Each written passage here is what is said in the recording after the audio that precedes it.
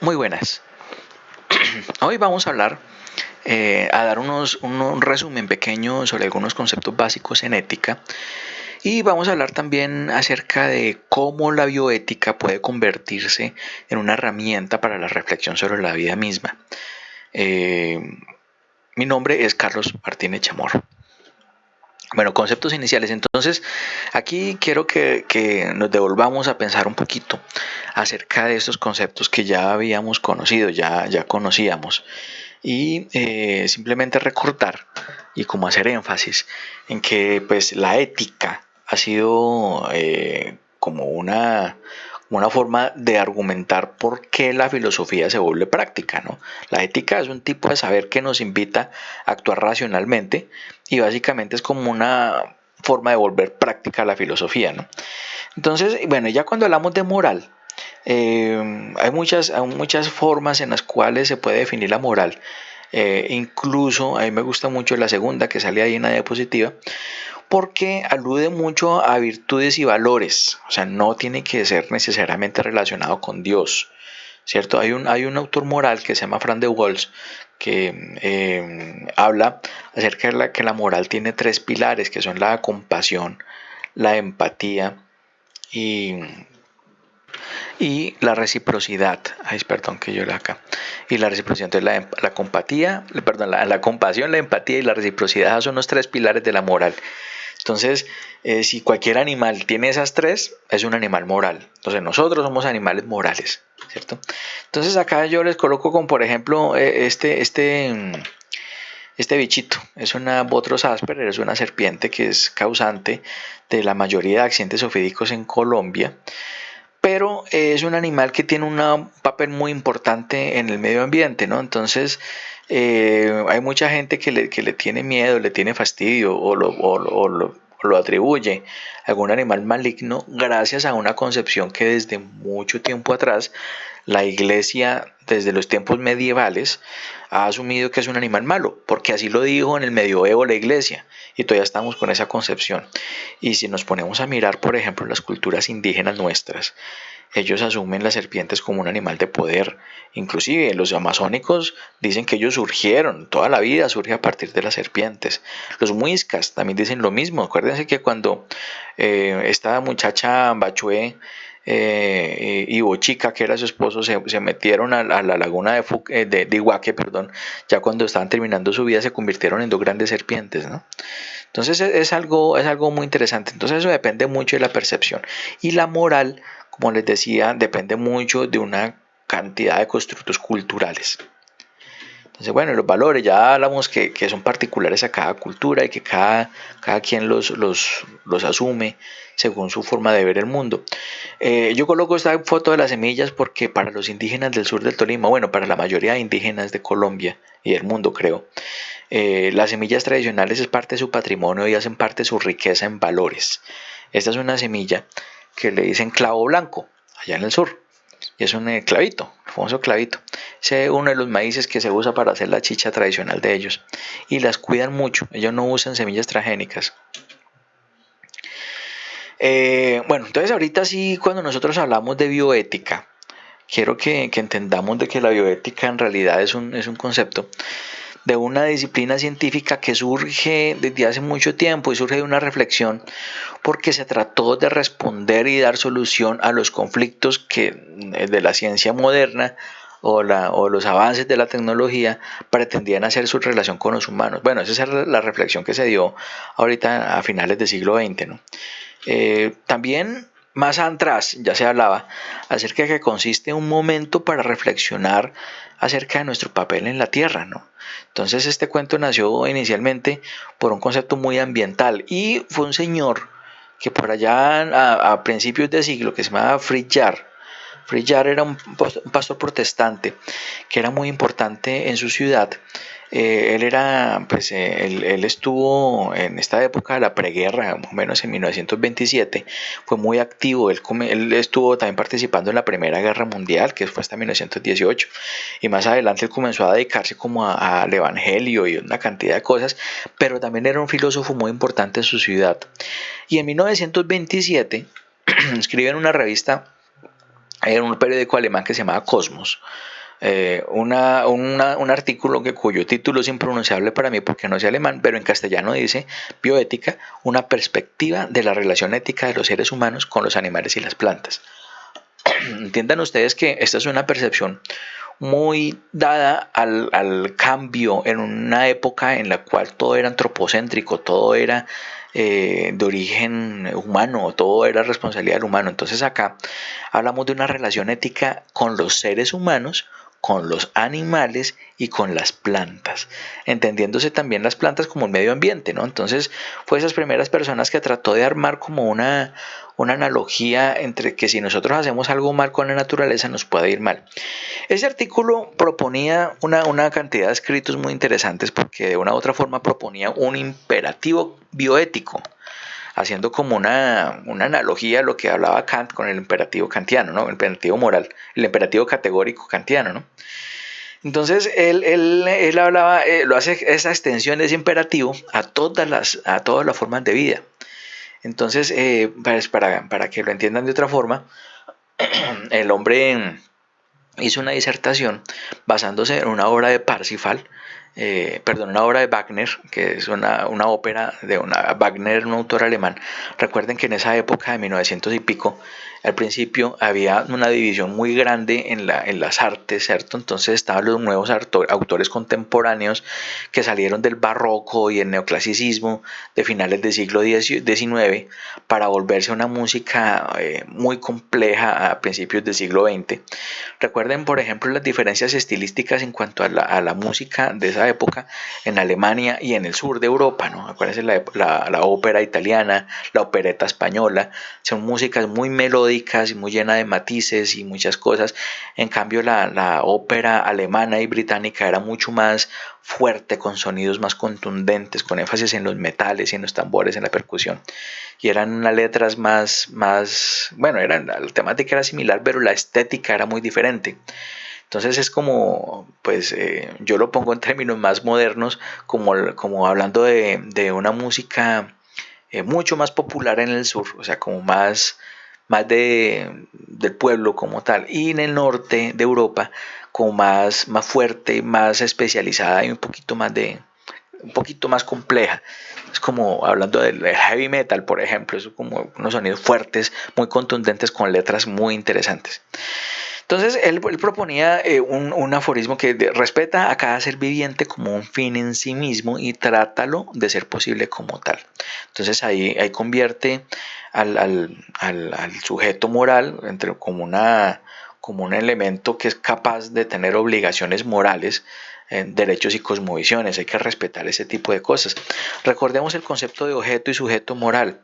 Recuerden por favor que el objeto moral es sobre quien recaen las acciones morales y el sujeto moral es quien las realiza. Entonces acá es donde nosotros vamos a hacer muchos análisis a partir de ahí, de ahora en adelante. Entonces, ya en el 70 y pico, más o menos, un señor que se llamaba Van Rensselaer de Potter, él era un filósofo muy interesante porque él proponía, sin conocer a Fritz Jarr, ya hablo de bioética también. Ustedes van a buscar en muchas partes de muchos textos por internet o por libros que ustedes van a encontrar, van a decir que Van Rensselaer de Potter fue creador del término bioética en 1978, pero les acabo de demostrar que en el 1927 ya hubo otra persona que hablaba de bioética. Entonces, Potter, siempre saco el chiste de que nada que ver con Harry Potter, ya me toca cambiar el chiste. Entonces nosotros hablamos que Potter era una persona que orientaba mucho este cuento de la bioética hacia una ética global por la vida, ¿cierto? Él decía que era un esfuerzo de usar las ciencias al servicio de la vida. La vaina es que como este señor trabajaba con médicos, ¿cierto? Él trabajaba en un hospital muy importante. Y entonces por eso fue que su escuela fue muy dada hacia las ciencias de la salud, ¿cierto? Pero mire que su concepto es bien ambiental, es bien de una forma de ver el mundo muy ambiental. Entonces el libro que él escribió se llama Bioethics, Bridge to the Future, donde de una u otra forma, Bioética Puente hacia el Futuro, donde de una u otra forma expuso un libro gordito siempre, pero muy chévere para leerlo. Si lo pueden leer y les gusta ese tema, se lo recomiendo bastante. En castellano se consigue. Ustedes van a buscar conceptos acerca de lo que es la bioética y van a encontrar una cantidad de sitios, libros, donde todos colocan una cantidad de conceptos. Yo no les estoy diciendo que se casen con un concepto o con otro. Simplemente entiendan que cuando uno conceptualiza, pues está tratando como de aclarar las cosas. Está el concepto de Potter, está el concepto de Gilbert Utois, de la Asociación Internacional de Bioética. Está un concepto que yo saqué en un libro que saqué en el 2012. Dice: es una herramienta de la ciencia que pretende promover reflexiones éticas acerca de la vida, su sentido y su forma de perpetuarla. Bueno, hay muchas y van a haber muchos otros que hablan de las ciencias biomédicas. Entonces aquí es donde, como les decía, tiene su sesgo, ¿no? Pero pues ya vieron ustedes que el origen de la bioética desde 1927 e inclusive con Marcela de Potter fue muy ambiental, ¿no? Entonces, acá yo quiero mostrarles dos tendencias grandes acerca de la bioética. Hay más, simplemente estoy tratando como de encerrar.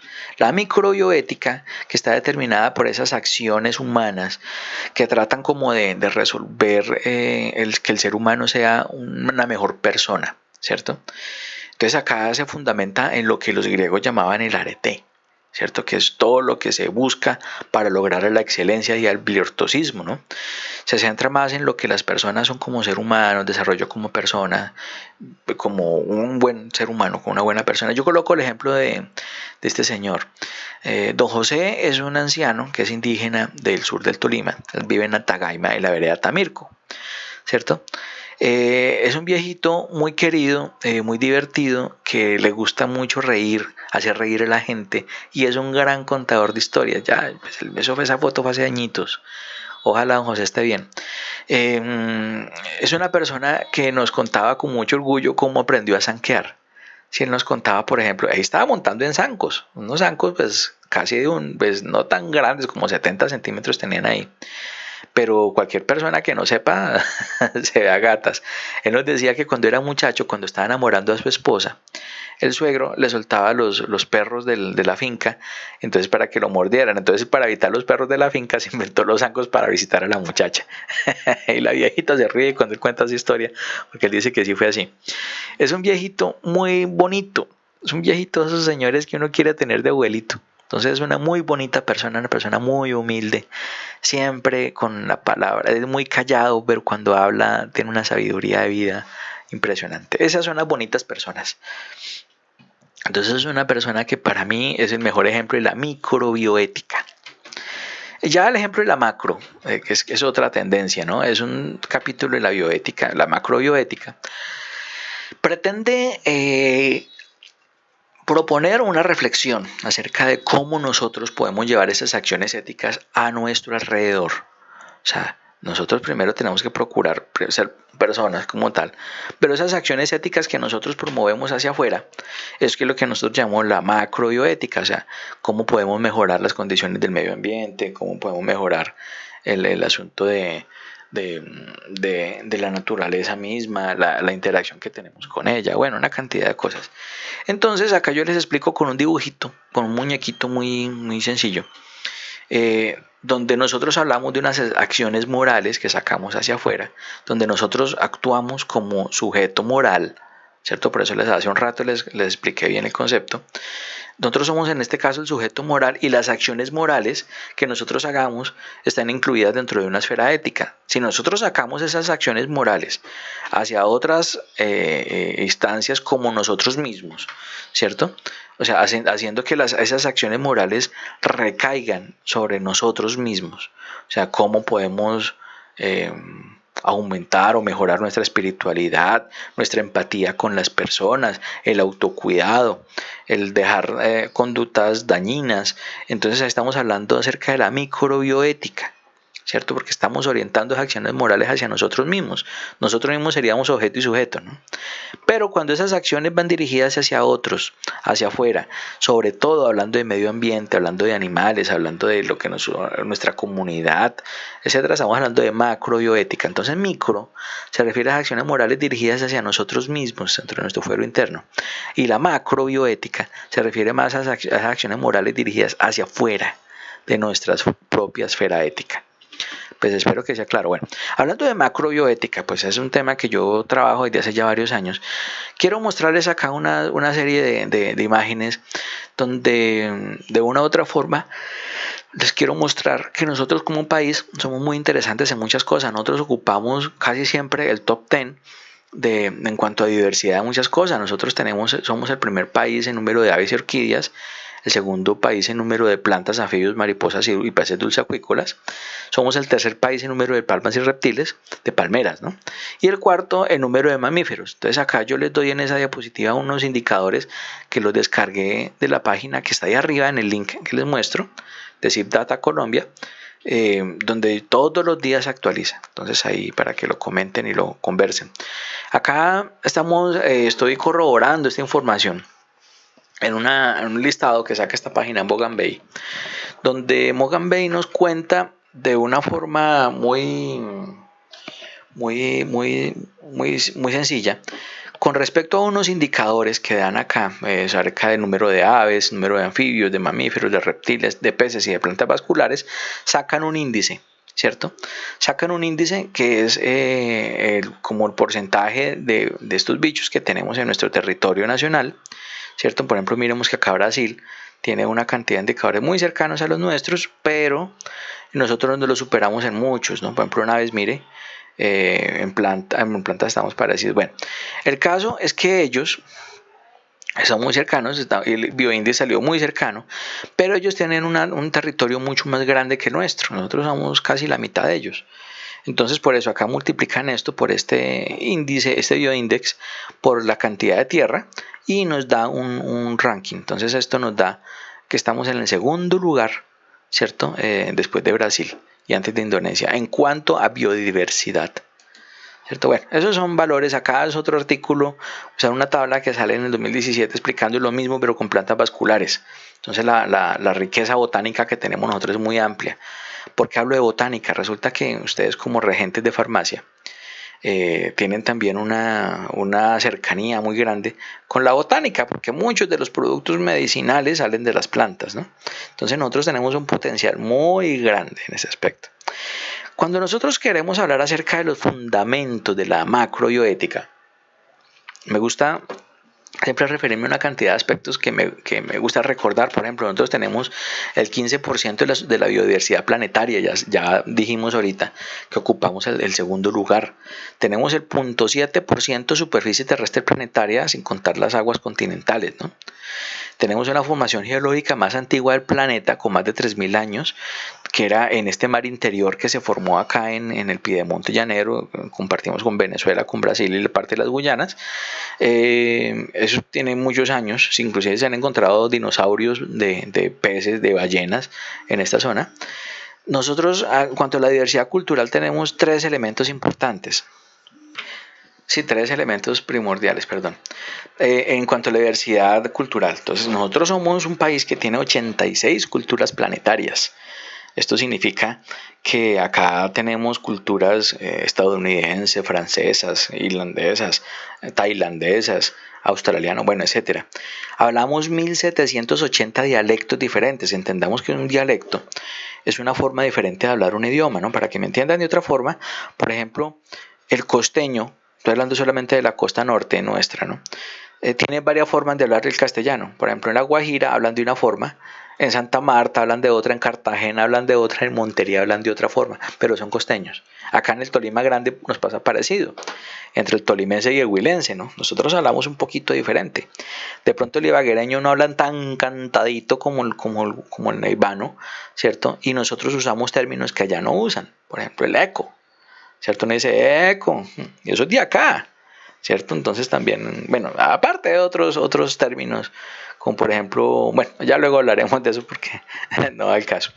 Y hablamos 70 lenguas diferentes, incluyendo lenguas indígenas también. Hablamos castellano, inglés, francés, tagalo, filipino, hasta latín hablan algunos. Aparte de eso también tenemos aymara, quechua, muisca, embera, una cantidad de idiomas que son de nuestras etnias, que enriquecen mucho nuestra cultura. Eso hace parte de nuestra diversidad cultural. Hay un estudio muy interesante de la FAO, de la ONU, perdón, que dice que de la biodiversidad que tenga un país depende de su riqueza cultural. Entonces, mira, aquí lo estamos demostrando de una forma muy interesante. Bueno, eso también tenemos que tener en cuenta que nosotros somos uno de los 8 países que tiene una radiación solar perpendicular anual durante todo el año. ¿Esto qué quiere decir? Que al estar tan cerca del Ecuador, o sea, el sol nos da más directamente durante un porcentaje más alto del año a solo 8 países durante todo el año. O sea, tenemos una ventaja. ¿Esto por qué es importante? Porque nosotros acá no sentimos las estaciones, ¿cierto? Entonces, al tener más radiación solar, podemos tener más diversidad de plantas. Y si tenemos más diversidad de plantas, podemos también tener más diversidad de animales. Eso también hace que de acuerdo con altitud o el rango altitudinal, se cambien los paisajes, se cambien los ecosistemas. Entonces, por ejemplo, mire que es muy diferente estar aquí en el llano del Tolima, aquí en Natagaima o en Coyaima, o irnos para Roncesvalles o para Chaparral o para, no sé, para Río Blanco, que es bien frío. Entonces, o ahí en Páramo Las Hermosas. O sea, los ecosistemas en un mismo territorio tan cerca cambian. Mira, hablemos de nomás Chaparral y Río Blanco, nomás ahí. O entre Coyaima y Planadas, por ejemplo, ya que ya entrando la cordillera. Entonces se dar cuenta que los cambios en ecosistemas son muy tenaces y grandes y la diversidad hace que nosotros veamos todo verde, ¿cierto? Si sea el verano más berraco, pues siempre vamos a encontrar aunque sea un charquito con agua. Eso también es importante porque eso hace que la luz solar en nuestro país esté alumbrándonos en un promedio anual de más o menos unas 12 horas, 11 horas y pico, casi 12 horas, un poquito más de 11 horas y media en promedio al año. Entonces, eso lo digo porque eso nos permite que nosotros podamos tener un cultivo de la planta que se nos dé la gana, simplemente cambiando el piso térmico. En cambio, los países que tienen estaciones, recuerden que cuando hay invierno los días son más cortos, incluso llegando a atardecer o anochecer a las 4 de la tarde, ¿cierto? Y amanecer muy tarde también. Pero hay países incluso que llega en verano a anochecer a las 9, ¿cierto? Entonces, tengamos en cuenta que son cosas como que nos favorecen en cuanto a la parte agrícola y de paisaje. Acá tenemos en la Sierra Nevada de Santa Marta, en solamente 28 kilómetros, un gradiente altitudinal de 0 metros a 6.000 metros. Ustedes se dan cuenta, eso es un terreno muy corto, donde pasamos desde bosque seco tropical, desde que es un ecosistema que está muy amenazado, hasta las nieves perpetuas en solamente 28 kilómetros. Entonces, de línea recta, ¿no? No estoy hablando del camino porque eso es mucho más, pero en línea recta eso sucede. Entonces, esto también es importante porque somos el único país que tiene esto, ¿cierto? Y eso nos da como una riqueza también geológica, porque si ustedes se dan cuenta, el macizo este de la Sierra Nevada está separada prácticamente de los Andes, entonces constituye como una isla, entre comillas, una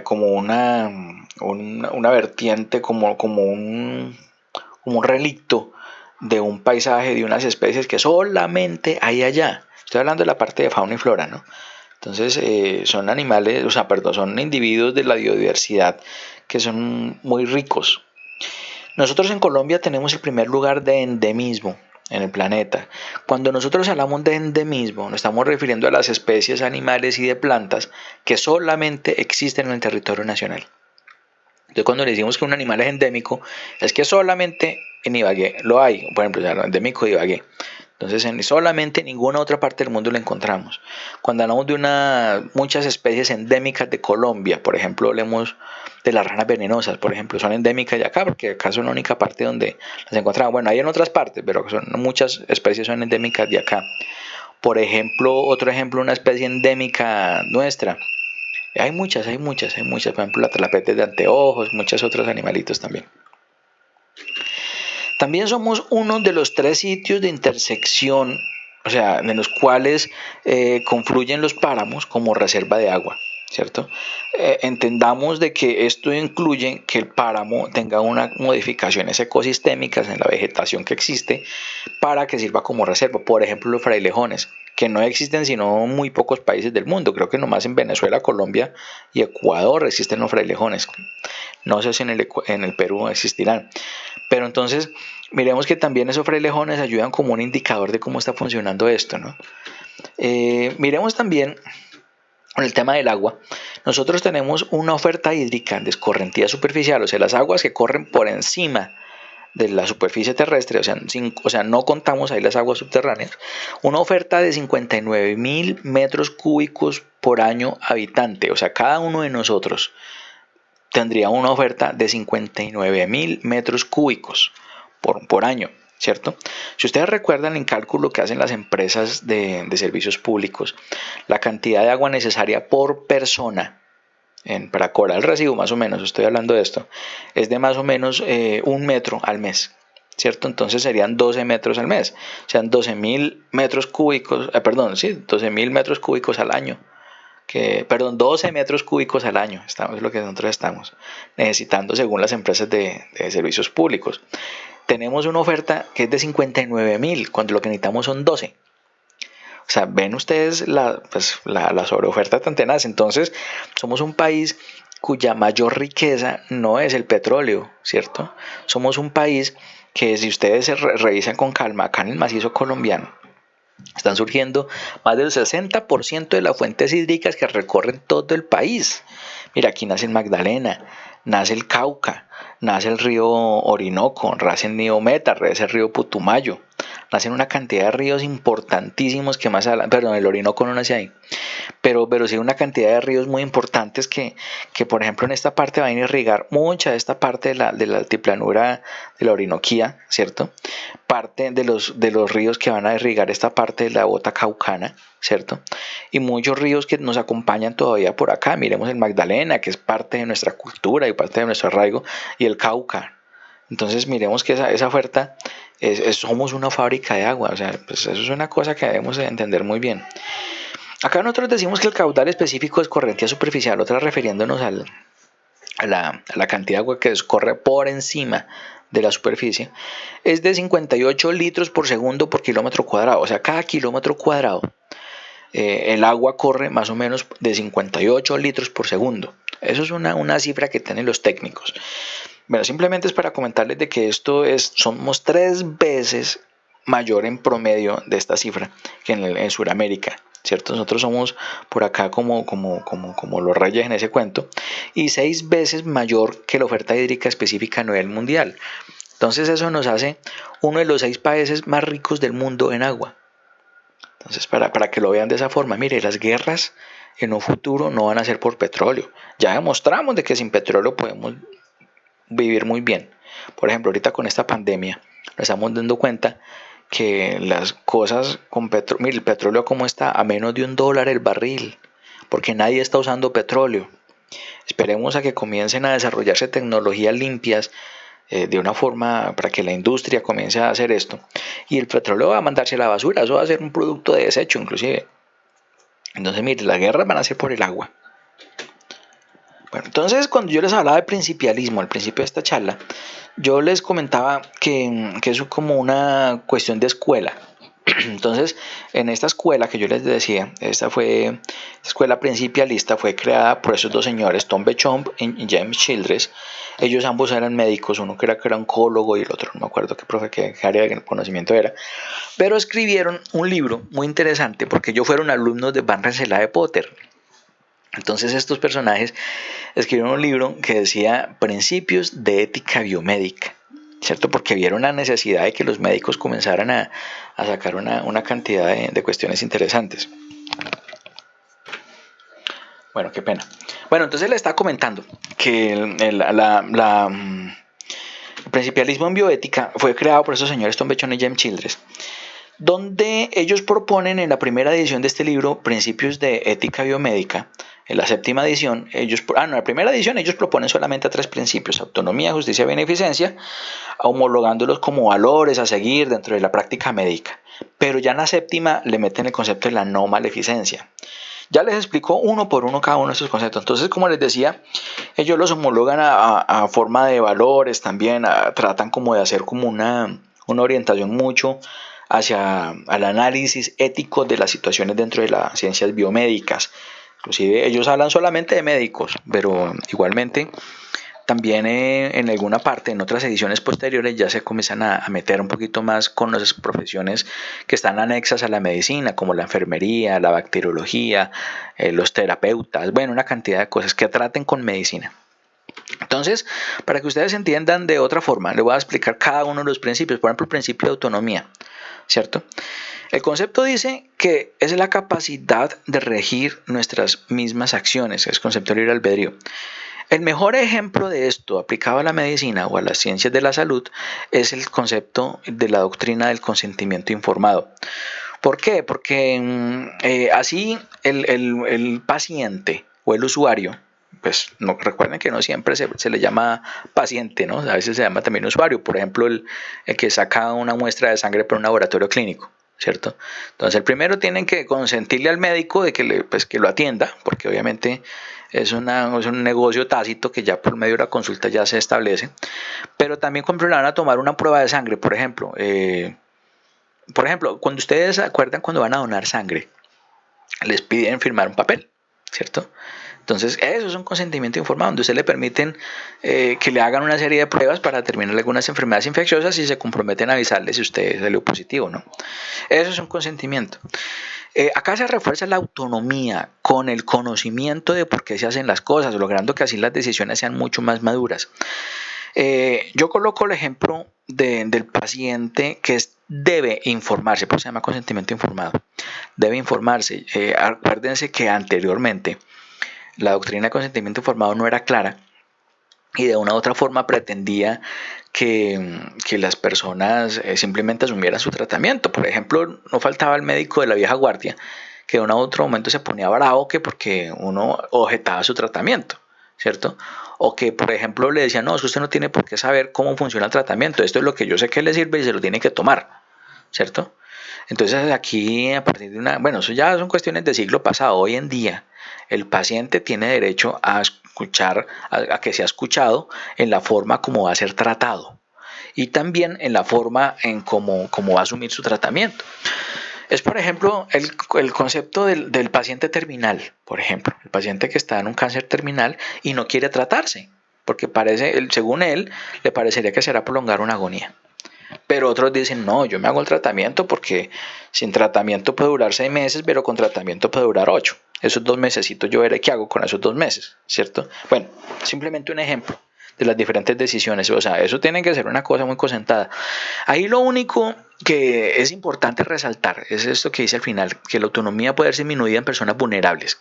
Entonces estamos hablando de que, por ejemplo, un niño, un discapacitado mental o un interdicto, o sea, es interdicto a estas personas que no son capaces de decidir por sí mismo, por ejemplo, como una persona senil, por ejemplo, o una persona con una patología que no le permita tomar decisiones por sí mismos. En los niños, por ejemplo, antes de los 14 años no pueden tomar decisiones.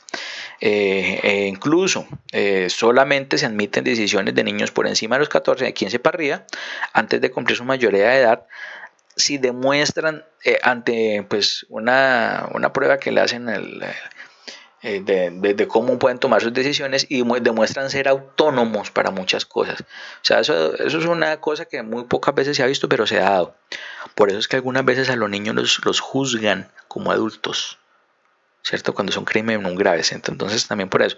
Y es por eso que por encima de los 14 años, por debajo de los 14 años, las relaciones sexuales se considera como estupro, ¿no? Es un delito mucho más grave porque pues ellos no tienen capacidad de discernir las decisiones. En cambio, ya por encima de los 14 ya está demostrado que su madurez implica que sí puedan tomar algunos tipos de decisiones, pero obviamente tienen sus variables, ¿no? Que eso ya las establecen las autoridades. Entonces, cuando uno quiera procurar que estas personas tengan esa autonomía, debe hacerse por alguien que sean sus cuidadores, sus protectores o las personas responsables por ellos.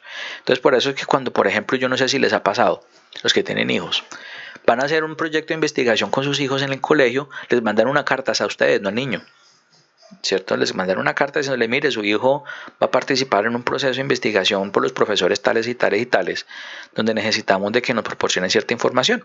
Entonces nos autorizan y dicen sí o no, listo ya. Si dicen que no, pues no pasa nada tampoco, porque igual El consentimiento informado tiene una característica que es que puede rebatirse. O sea, yo puedo decir, no, ya no quiero participar más con esto y puedo retirarme en el momento que yo quiera, ¿cierto? Y la otra es que debe estar muy bien informado sobre todas las consecuencias, todo lo que se haga con información, a dónde va a llegar esa información, todas las cosas tiene uno que estar informado. Luego, más adelante vamos a hablar un poquito acerca de eso. La justicia. Nosotros decimos que la justicia es la efectivización del principio de igualdad.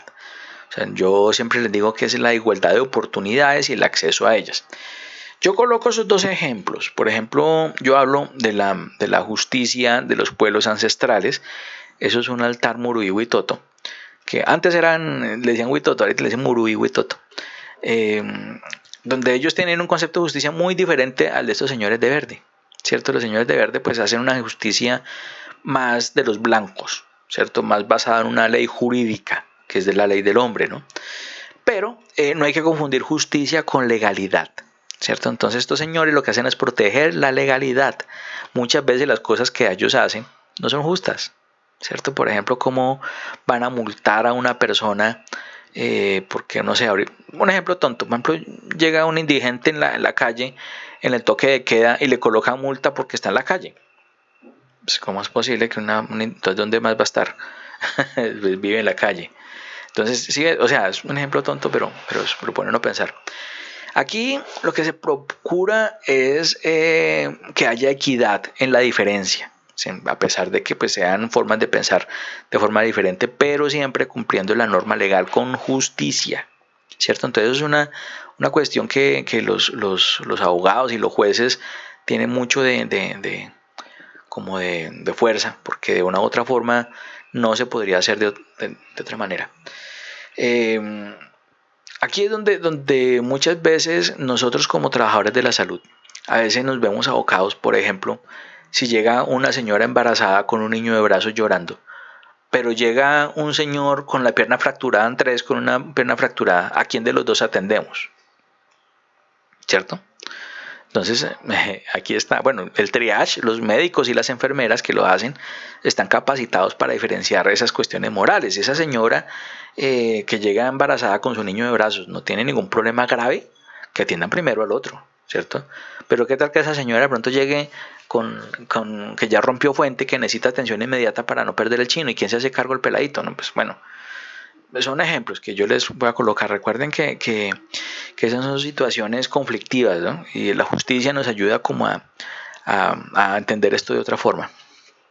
La no maleficencia es un concepto que también es muy importante, que fue incluido, como les decía, en este libro de Bechón y Childress, donde se dice que no se debe hacer el mal.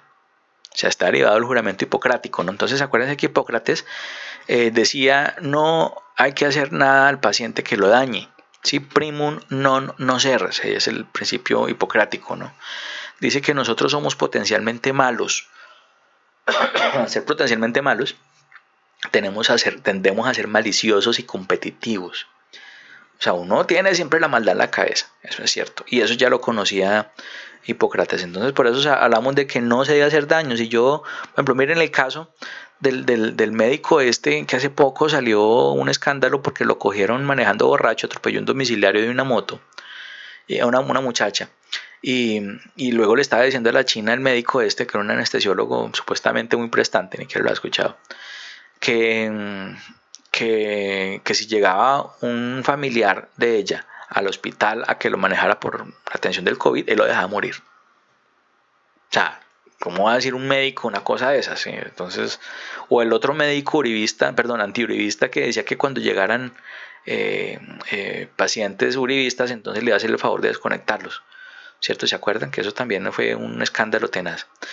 Entonces, nosotros también dentro de la farmacia de regencia farmacia, tenemos unas situaciones muy particulares. Yo les coloco el ejemplo de lo que es el misoprostol, ¿cierto? El Cytotec.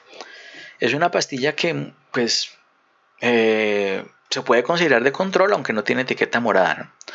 Es un medicamento que debe expenderse bajo fórmula médica, pero se consigue, ¿cierto? Y ustedes saben para qué se usa para hacer abortos, ¿cierto? Entonces, si usted está de acuerdo con el aborto, pues hombre, hay que entender también que, por ejemplo, una mujer se llega a tomar estas pastillas o aplicárselas como tengan que aplicárselas para provocarse un aborto, porque quedó embarazada, pero resulta que ese aborto no está en el útero, sino es un embarazo ectópico, por ejemplo. Lo que hace es provocarle una ruptura bueno, se puede ir de cirugía a la muchacha o morirse, ¿cierto? Por provocarse un efecto que no es el adecuado. O qué tal que no sea un aborto, que pronto sea una foliculitis que provocó, bueno, no sé. Hay muchas cosas que pueden ser también ahí. Entonces no se está haciendo un examen médico antes. O sea, no se está haciendo, pues por eso se piden que cuando se va a hacer un aborto con esto, se haga la confirmación no solamente con la prueba de orina, sino con la prueba de sangre, ¿cierto? Y además de eso, tener la confirmación de una ecografía para dónde está el producto, ¿no? Entonces ahí sí tiene la seguridad de que se puede hacer esto. O sea, los embarazos ectópicos, ustedes saben que no son tan raros. O sea, yo creo que, pues no conozco las estadísticas, pero es muy posible que suceda en las humanas ese tipo de cosas.